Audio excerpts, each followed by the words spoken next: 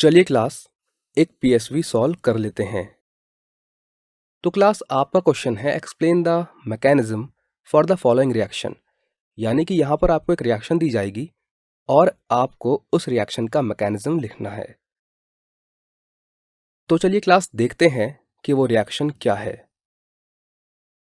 तो क्लास ये रही वो रिएक्शन। जैसा कि आप देख सकते हैं कि क्लोरोबेंजीन को कुछ स्टेप्स में फिनॉल में कन्वर्ट किया गया है। तो चलिए क्लास, अब आप 1 मिनट के लिए इस वीडियो को पॉज कीजिए और अपनी प्रीवियस नॉलेज के आधार पर ट्राई कीजिए कि क्या आप इस रिएक्शन का मैकेनिज्म लिख सकते हैं। तो क्लास चलिए अपनी रिएक्शन का मैकेनिज्म देख लेते हैं। तो क्लास मैकेनिज्म की शुरुआत होती है बेस से, यानी कि NaOH से। अब NaOH एक बेस है तो इसलिए डिसोसिएट होकर हमको OH- यानी कि हाइड्रोक्साइड आयन देगा। और क्लास ये है हमारा इनिशियल रिएक्टेंट क्लोरोबेंजीन। अब क्लास जो क्लोरोबेंजीन है इसमें फिनाइल रिंग के साथ क्लोरीन लगा हुआ है।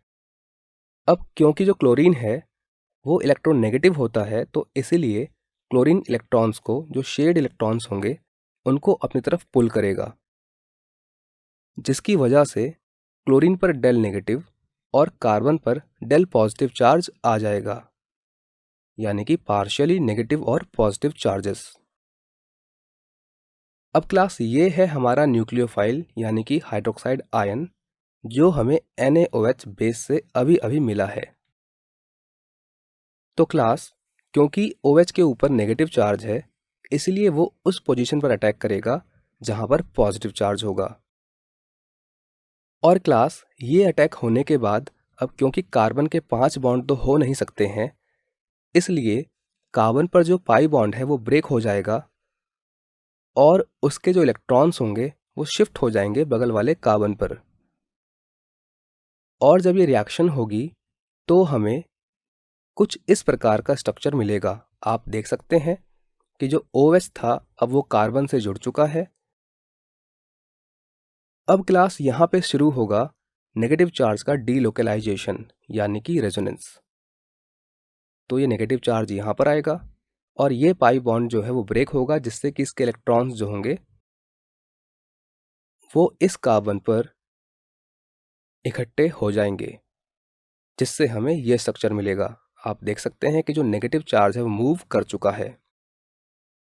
अब क्लास फिर से ये नेगेटिव चार्ज यहाँ पर बॉन्ड बनाएगा और जो इसके पास वाला पाई बॉन्ड है उसके इलेक्ट्रॉन्स इस कार्बन पर आ जाएंगे। तो हमें कुछ इस प्रकार का स्ट्रक्चर मिलेगा। आप देख सकते हैं कि फिर से नेगेटिव चार्ज मूव हो गया है। अब क्लास ये जो नेगेटिव चार्ज है यहाँ पर पाई बॉन्ड बनाएगा और जो बेटर लिविंग ग्रुप होगा वो निकल जाएगा।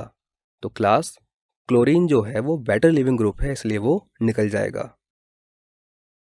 और हमें सीधे फिनॉल मिल जाएगा।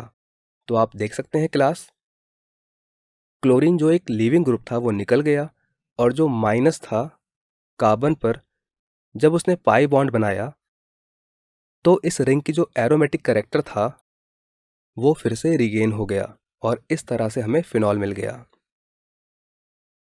लेकिन क्लास रिएक्शन अभी स्टॉप नहीं हुई है, क्योंकि हम जानते हैं कि हमारे रिएक्शन मिक्सचर में एक स्ट्रॉन्ग बेस यानी कि NaOH अभी भी मौजूद है। तो क्लास इसलिए जो NaOH का Na+ आयन है वो फिनॉल के H को रिप्लेस कर देगा, जिससे सोडियम फिनॉक्साइड आयन बन जाएगा। बट क्लास हमें सोडियम फिनॉक्साइड आयन नहीं बनाना है, हमको बनाना है फिनॉल। तो क्लास इसीलिए हमारी रिएक्शन में एक स्टेप होता है जहां पर हम एसिड ऐड करते हैं। तो अगर हम इस मिक्सचर में HCl एसिड ऐड कर देंगे तो उससे क्या होगा कि जो हमारा NaOH है वो न्यूट्रलाइज होगा और H+ की कॉन्सेंट्रेशन बढ़ जाएगी और इसीलिए HCl ऐड करने पर हमें क्या मिलेगा, फिनॉल मिल जाएगा। तो क्लास इस तरह से हम क्लोरोबेंजीन को फिनॉल में कन्वर्ट कर सकते हैं और इसका मैकेनिज्म आप यहाँ पर देख सकते हैं।